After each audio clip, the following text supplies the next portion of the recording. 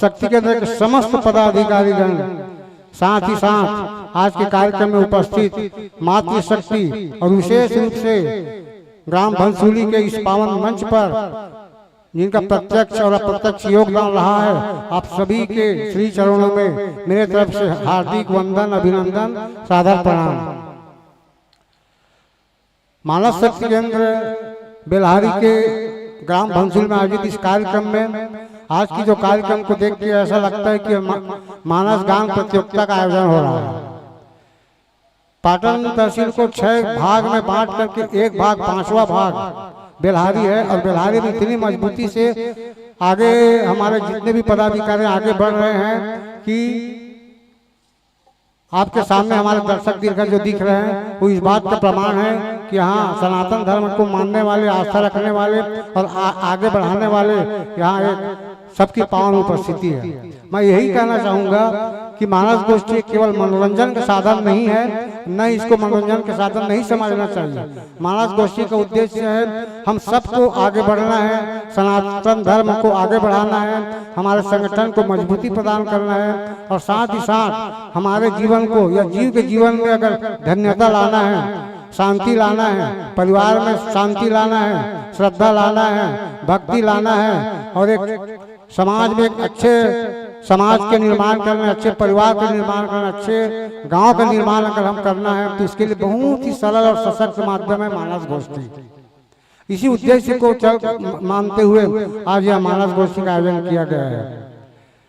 रामचरित मानस बहुत एक सशक्त और सरल और सहज माध्यम है जो हमारे जीवन की दशा और दिशा बदलने में महत्वपूर्ण भागीदारी निभाता है। इसलिए रामचरित मानस में जितने भी दोहा है उसके एक एक शब्द को अगर हम अपने जीवन में उतारें तो निश्चित रूप से हमारे जीवन की दिशा और दशा बदलने में बहुत मदद मिलेगी और विशेषकर हमारे परिवार में जितनी भी प्रकार की अशांति है, हिंसा है, उसको अगर दूर करना है तो मानस गोष्ठी का मानस गोष्ठी में आना ही होगा, सुनना ही होगा और अपने जीवन में धारण करना होगा।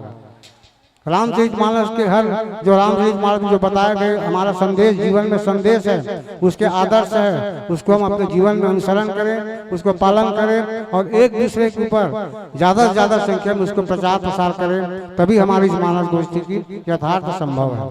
मैं विशेष करके मानस गोष्ठी के आयोजन करने वाले मानस शक्ति केंद्र के समस्त पदाधिकारीगणों का बहुत बहुत आभारी हूँ।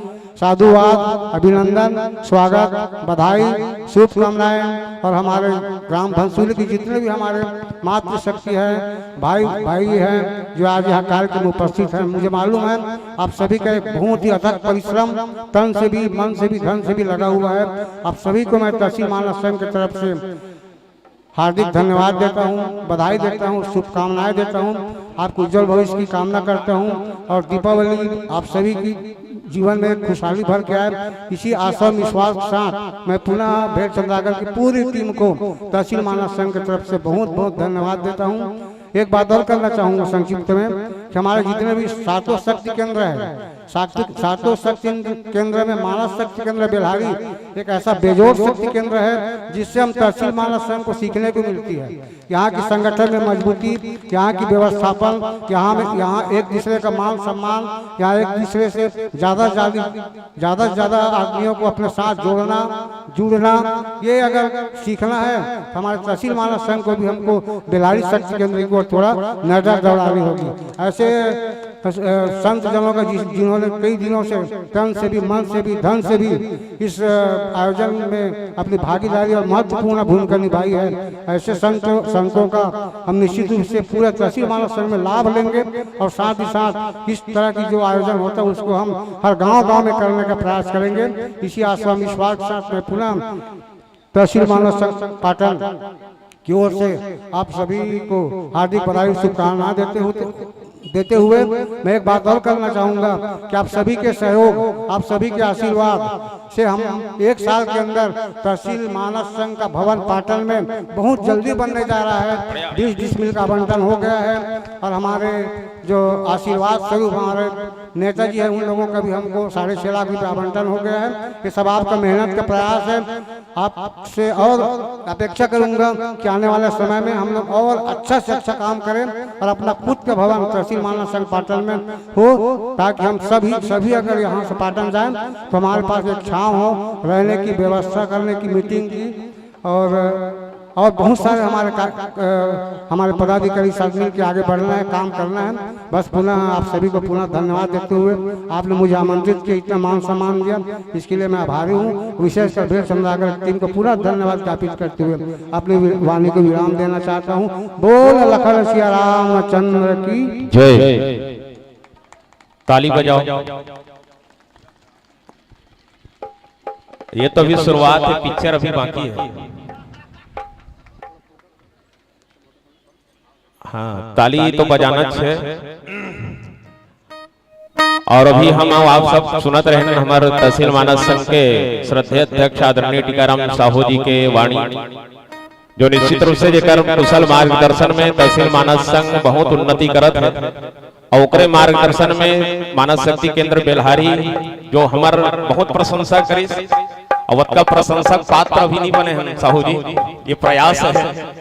और हम आप लोग विश्वास दिलाते हैं कि मानव शक्ति केंद्र बेल्हारी आपके आशीर्वाद रहे, सहयोग रहे, निश्चित रूप से एक अग्रणी श्रेणी में हम पहुंचे प्रयास करबो। 5वां से पहला पहुंच जबो, भले क्रम 5वां च रही, लेकिन हम पहला पहुंचबो, ये प्रयास है धीरे धीरे। और हमारे अध्यक्ष भाई भेल चंद्राकर जी के बहुत कुशल नेतृत्व, एक बार जोरदार ताली भेल चंद्राकर के लिए जाओ। ये वास्तविकता में भेल खाए से जो आनंद मिलते ना, भेल जब बनते मुर्रा के ओला खावे जो आनंद मिलते ना, इसलिए भेल चंद्राकर सा रतन था हम ऐसे लगते क्या कितना स्वादिष्ट भोजन हमको मिल रहा है। निश्चित रूप से कर कुशल मार्गदर्शन में हम आगे बढ़ा था, आप सब जी से श्रोता मन के आशीर्वाद है और आप पाए, एक लिए बहुत बहुत साधुवाद। साथ ही साथ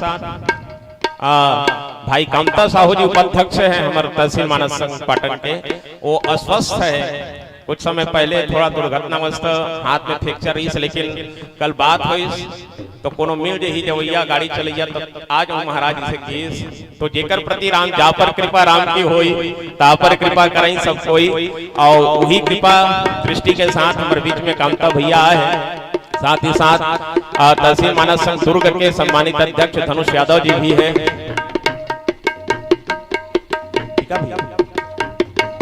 धनुष यादव जी से निवेदन चाहूं कि आप भी 2 शब्द बहुत संक्षिप्त उद्बोधन आप प्रदान करो, कर बाद फिर मंचस्थ मंडली जब तक आप अपन तैयारी कर लो और फिर आपके सत्संग से जुड़े के प्रयास करो। बहुत संक्षिप्त उद्बोधन तहसील मानव संघ दुर्ग के सम्मानित अध्यक्ष आदरणीय धनुष यादव जी हमारे बीच में है, और बढ़िया बढ़िया नाम है, टीकाराम है, ओकर बाद कामता है, ओकर बाद धनुष है, और जेकर राम के कंधम धनुष रहे तो फिर निश्चित रूप से बड़े बड़े योद्धा जीते जा सकते हैं। धनुष यादव जी के वाणी से हम आप सब कृतार्थ हो। हेलो, बोले सियावर रामचंद्र की जय। आज ग्राम भंसुली में मानस गोष्ठी के आयोजन आप सबके अमूल्य योगदान से रखे गए। एक लिए तहसील पाटन तहसील मानस संघ के अध्यक्ष भैया श्री टीकाराम जी साहू उपस्थित हैं, जेकर अथक प्रयास से तहसील मानस संघ पाटन में 7 शक्ति केंद्र बनाए गए हैं आपके कथनानुसार। और ये सब शक्ति केंद्र अपन अपन जगह में भरसक प्रयास कर ऐसा मानस संगोष्ठी आयोजित करत आवत है। एक लिए आप सब ला बहुत बहुत बधाई।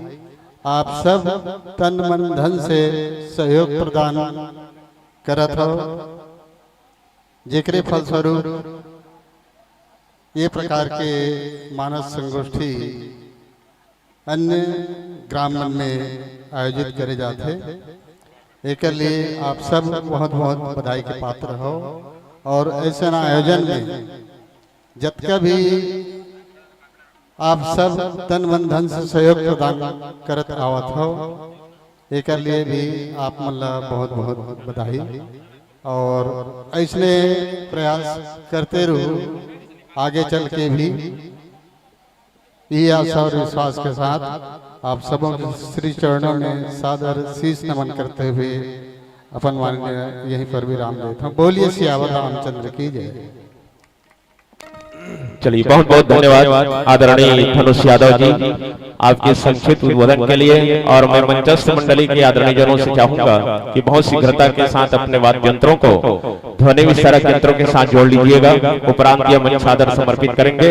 और कौशल्या भंडार में भोजन भी तैयार हो गया है, तो निवेदन चाहूंगा हमारे शक्ति केंद्र के पदाधिकारियों से अतिथियों को भोजन कराने के लिए कौशल्या भंडार में लेकर के पहुंचे। और उपरांत श्रोता समाज भी क्रमशः जाकर के भोजन प्रसादी ग्रहण करेंगे। एक औहा मत जाओ, वहां ज्यादा भीड़ नहीं होना चाहिए, ज्यादा खाली नहीं होना चाहिए।